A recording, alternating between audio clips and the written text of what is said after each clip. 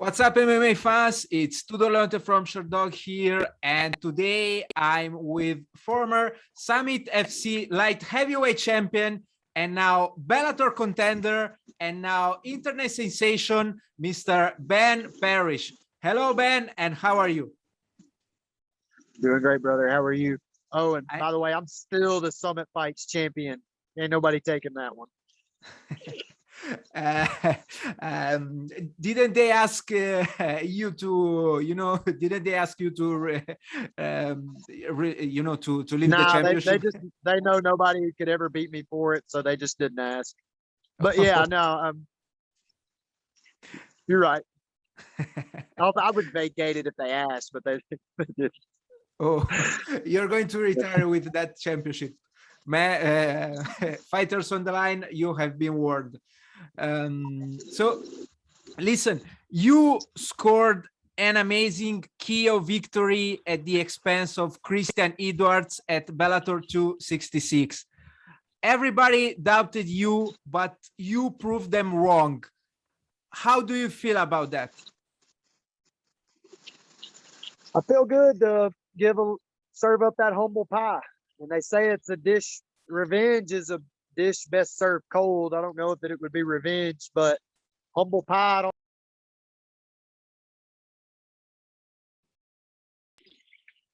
Sorry about that. People are trying to call my phone off the hook, so I'll apologize if there's any interruptions. But No worries, you can please. have humble pie cold or warm. You can have humble pie cold or warm, however you want it, dog.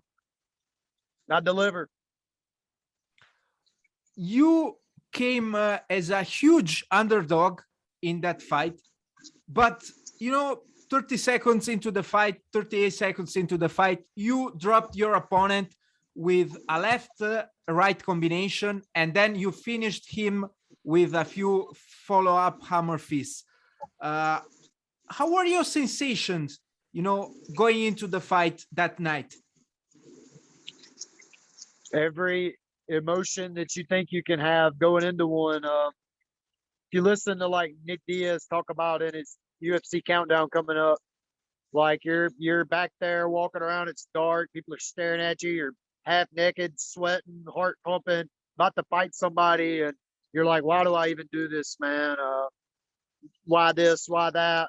Let's do it, But once I get in there and I see him across there, and I know that it's me or him, I'm able to get that switch, man, cut the safety off. Can you please tell us, from your point of view, what happened in those few seconds inside the cage?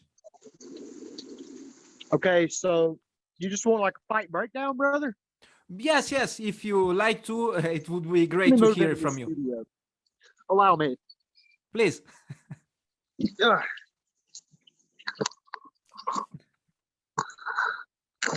All right. So the fight, the bell rings. All right. The bell rings. I come out and touch gloves and automatically go to business. So at the end of the day, Tudor, there are mission parameters based around fighting mixed martial arts. It's not like fighting at the 7-Eleven. You know what I mean? There's 5-minute rounds, 3 or 5-minute rounds. You might fight a striker, a wrestler, a grappler, or a little bit of everything, or two of both or all three disciplines. There's only so many ways to punch people, kick people, to take them down. There's only so many times and ways to submit them, unless you're making out new ones. So just basically fighting a taller, rangier striker. If my head's always on the outside and I'm either all the way in or all the way out, I really like my odds with that. At the end of the day, it's kind of math. And I'm like counting cards, baby, telling you. I've been saying it for a long time and people don't really believe me. I guess I get it. But now I think I shut them up pretty good. And if they don't have to like me or like it, but I want them to respect me, if nothing else. That's all, I read on your socials that you believe people will say that it was a fluke. May I ask, why do you think that? They'll do anything they can to discredit me. They always have. I mean, It's just never good enough.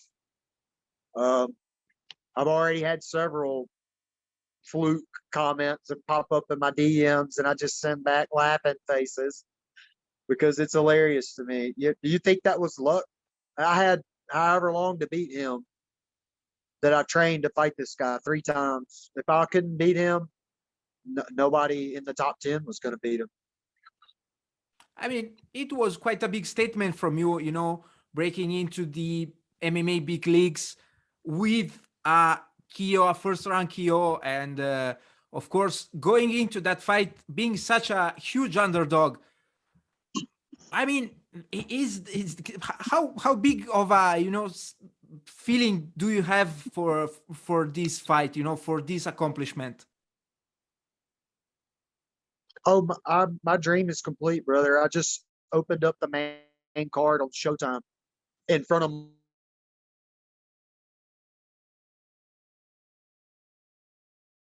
know what I mean? And I thought I would win. All of my teammates and other people speculating were like, bro, you need to take him down immediately. But he's got really good frames on the fence. I don't know if you've ever noticed. People probably don't watch for it, but I mean, he's actually harder to take down. That give him more of an opportunity to get control in his favor. So I felt like the speed advantage would play into my, speed based off of his reach would play into my favor, and it did. I feel like the American Fedor in every sense of the word. Oh, that's quite a great comparison, and I wish you obviously to Who does have. it remind you of? I wish you to have Right? this. Watch closely. Who does it remind you of? Yes, yes. um, I mean, but I take your breath away. a little bit. I wasn't expecting that comparison, but yes, in some ways we can say that you kind of remind me of him. Um, you and Edwards were Thank you. supposed to clash in two different occasions earlier this year, but both times the matchup fell off the event. The first time Edwards was medically cleared to compete. Is that right? I want to say that it's all pretty much COVID protocol. I actually had COVID. I'll tell you that. I don't care if you tell anybody. Um, I think they really just pulled him. There wasn't really anything wrong with him. They just pulled him because they felt like he may or may not be sick or could get sick or anything thereof they could use for it. So I'm not mad about it. I would have done this exact same game plan that night as I did last weekend. Would have been exactly the same to me. Did you withdraw from the second time you were match up with him due to the COVID-19 You in say that one June? more time. Due to what? Sorry, in June, when you were match up with him in June, did you withdraw due to the COVID-19 situation, or did you No, withdraw? I had. I was diagnosed. Yes, we have to take COVID protocol stuff like tests before we fly out, when we get there, etc. And I failed my pre-flight one, so they just didn't allow me to come, so no one got sick. And I was training the whole week. I actually was cut under my eyelid, and I felt terrible. I had a broke finger. I talked about at the press conference. A lot of stuff going on. Like I didn't take any breaks from the last one. I was run down, and I thought it was just because I was run down physically. But it turns out, no, I actually was really sick with a viral infection, COVID-19. I lost my taste and my smell. That's when I knew it wasn't a false test. Well, how did you cope with COVID that time? I've had it 3 times. So the first one I don't know. It was the sickest I ever got. I didn't actually go to the doctor because I wasn't able. But I haven't had the flu since I was 11 years old, so I'd be hard pressed. And I've had it one time. It's the only time I've ever had it. And I've been in contact with all of the bad illnesses. I never get sick. I got super sick right at the very beginning of the coronavirus talks in like February, and then I got it full blown in Thanksgiving, and it wasn't that bad. I lost my taste and my smell for a full week, and was just kind of, sore a little bit. And then the third time I was just sore, but I would have never went to the doctor. So I'm blessed to maintained my health through it and had it that many times. Did you feel any change in your training, in your training in the gym after you got COVID-19? The first time, absolutely. When I had it at Thanksgiving, I was actually in pretty good shape at the end of last year to try to start fighting again. And when I got it that time, it really did a number on my lungs, and I didn't notice because of and then, I've had to work, I had to go back to work and all that stuff. And then I was too tired, like fatigue. The fatigue after having it was really the deal for me. Like I was just so tired all the time. And then when I got back to working out and stuff, I was gassing just immediately. Couldn't even hit pads for 5 minutes without being about to die. Yeah, that's that's tough to hear. I usually ask every MMA fighter that I know they had COVID-19 how they coped with it and if they felt any change. I'm obviously I'm sorry to hear that, but hopefully you look better now and you looked great. In your recent match at Bellator 266. You mentioned your day job. You actually, you work exactly in a construction site. Is Just that a right? little bit ago, and then I had another interview, and then this one. As soon as I got off work, and when I leave here, I'm going to my gym to help my amateurs get ready for their fights this weekend.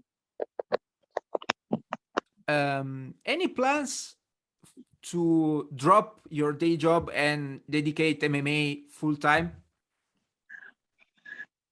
I would, in theory, love to do that, but people ask me like, "Why'd you go back to work?" And I'm like, easy money is easy to spend and harder to get these days. I'm not lazy. I have a daughter to think about. So, I don't want to quit this job because when I get old, so old that I can't get a job that pays the salary I have now there with MMA anymore. I'll need something to do. So I don't know. I'll talk with them. I'm going to tell them that I really like my job. It allows me to be able to train and still make enough money for support instead of having, I didn't have anybody support me. My brother and my mom and my dad were the only people that helped me. My dad passed away in 2019. No, sorry to hear that. Um, and we're all poor, this is nothing to me. This money I made, and this little people are calling me famous and stuff. No, brother, it's just me. And you're just you, and you should own that and live it up. You're all, this life is a gift. Your real life starts when you die. So enjoy it. Do you believe that after this victory you're considering that you scored an amazing KO and everybody's talking about it, uh, do you believe that your life is going to change? I mean, do you picture your future and your life in future changing after this fight? I hope so. I pray for this. Only thing, like, God's will rule my life. Um, Whatever happens, I'm okay with. I live my dream. I would love to go further and try to win a world championship for my state. I would love nothing more than that. I pray that's what will take place. I hope I get an exciting fight, something the fans want to see. I want to do it for them. Do you wish, I don't know, is there anyone in particular you would like to dedicate your victory to? My dad, my mom, um, my daughter, my brother, my family. I'm sure all my sponsors, all my teammates I've ever had, all my coaches I've ever had, and the whole state of Mississippi, and every dog out there trying to get their piece of the sidewalk, man. That's for them. That's for all us hardworking, real MFs out there. You know what I mean? That one's for y'all. You mentioned in a post-fight press conference that your dad was a mobster. I took it, I don't know, as a kind of I don't know.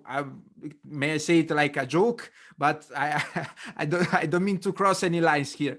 Um, And I was going also to ask about your nickname, and please, I let you to explain. okay, so my dad was not perfect. He did a lot of things he probably shouldn't have. I'm not necessarily proud of that. I am proud of him, and I support him no matter what he did. And I don't want to get worked up, but I mean, we'll just leave it at that, man. Like he made a lot of mistakes, sold drugs, he did probably a lot of stuff, but like I'm not going, we'll talk about it. It's my brother right here.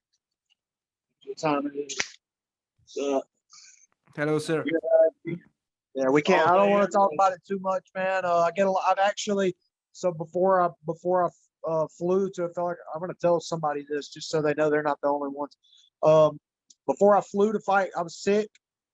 Before I flew to fight Christian Edwards in June, when they canceled it when I had COVID, a police officer pulled me over 100 yards from my driveway because my tag was out. Okay.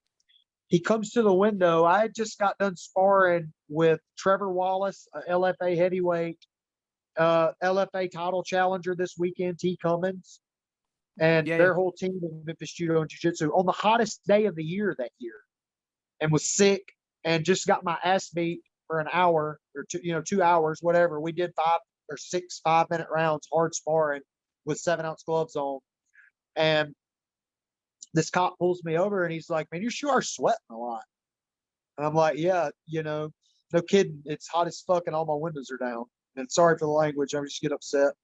Uh, and I didn't say that to him either. I didn't talk to him in that way. I was like, "Yes, it's the hottest day of the year and I'm a professional athlete, man. My driveway's literally right there." I wrecked my car. I'm gonna show you this just so you can see it. I'm actually kind of lucky to be alive. This happened a week before. A week before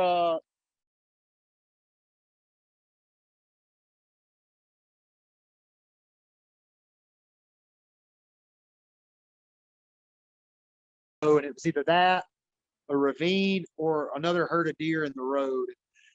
They kind of just ran out in front of me all as a pack, and it was late at night, nothing I could do. And after that, like I said, I feel lucky to be here. And he pulls me out of the vehicle and says, "You're Greg's son, ain't you?" Go in there, little baby. It's my daughter. Go, go. Nice Pikachu over there. It's beautiful. She's a mess too. She'll come in here and take the interview over if I'm not careful. So, but um, so he pulls me out of the car because I'm Greg's son. He searched me, patted me down. He searched my whole vehicle. He didn't have any reason to. No probable cause whatsoever. He ran all the serial numbers on my guns that I had in the truck like they were stolen. I bought brand new. I worked hard. Bought that for myself. You know what I mean? Working my tail off. And I have this guy coming in here telling me this, talking smart to me, and I'm just like, okay, man, I'm already hot, sweating, and don't feel good. I'll sit out here all day just to prove my point. And I did. And he had another cop come, and I don't want those guys messing with me. So I don't want to talk about my dad too much, what he did, because they'll come right back after me saying that I'm somehow still involved. But when you grow up seeing like drug culture and anything like that, like they glorify it on TV, and like even me saying my dad was a mobster, he was a straight up gangster. You know what I mean? But at the same time, I'm not going to condone anybody making mistakes with their life. Like, you don't live the right way. Don't be a bad person. Just always try to make the best call that you can. Nobody's going to be that mad at you if you mess up and make a wrong call, but don't let it ruin your life, and don't let it ruin your family's life. You know what I mean? My dad didn't ruin my family's life. He made some mistakes, but I love him very much. I loved him to the day he left us. And I hope I see him again. Sir, I understand that this is quite a personal topic, and I thank you for sharing it with us today. It's okay. My Long live GP. You know what I mean? That's what they know him as here in town. Trust me, they know him all over. Long live GP, man. Before I let you go, I would like to ask, have you thought already about your Bellator MMA return? When would you like to fight again? Either as soon as possible or the first of the year, started off strong. I want to fight somebody exciting. I want to get some good names. I want to fight the Lyoto Machidas, Quentin Rampage Jackson. I want to go to another thing left for me to do is go to the Tokyo Dome, Saitama Super Arena on New Year's Eve. I need that in my life. I want to do that. Me and Rampage, New Year's Eve. Me and Vandalay. Me and whoever, man. I'm down. I'm here to entertain the fans, man. I want to play ball, and I want to show that I'm the best. I hope they'll put me in the top 10 and throw a bone my way, man. I've been at this a long time, since I started watching MMA in like 2003, and I started competing in 2012. So a little bit. I started training at martial arts 2008. So it's been a long road for me. A lot of this. And it probably won't be the last time I hit rock bottom, but hey, it's definitely not the last time you're going to see me go to the top. You know what I mean? Sir, I wish you all the best for your career and for your future plans. Do you have any last message? Don't sleep on me, or you'll be sleeping for real. That's all I'm. Past that, man. You pay me my respect, and everything will be cool, man. I'll be cordial. We'll fight. It'll be straight, but don't get to disrespecting me. Don't get to acting crazy, man. I ain't into chasing clout, but if I was, I'd knock out Logan Paul. I know he signed to Showtime, so he better be careful. I bet he looks at me in my picture and he's like, man, I whoop that dude's ass boxing. Ain't a chance, man. Not a chance. Ben, thank you very much for your time. Congratulations once again on your recent victory, and hopefully I will hear again from you in the future. Thank you so much, Tudor. Hey, I had a really good time. I've been waiting to be on Sherdog since 2006, man. Get my profile fixed up. Sure. No worries. I had a great time as well. Thank you again, and have a nice day. Bye. Bye-bye. God bless.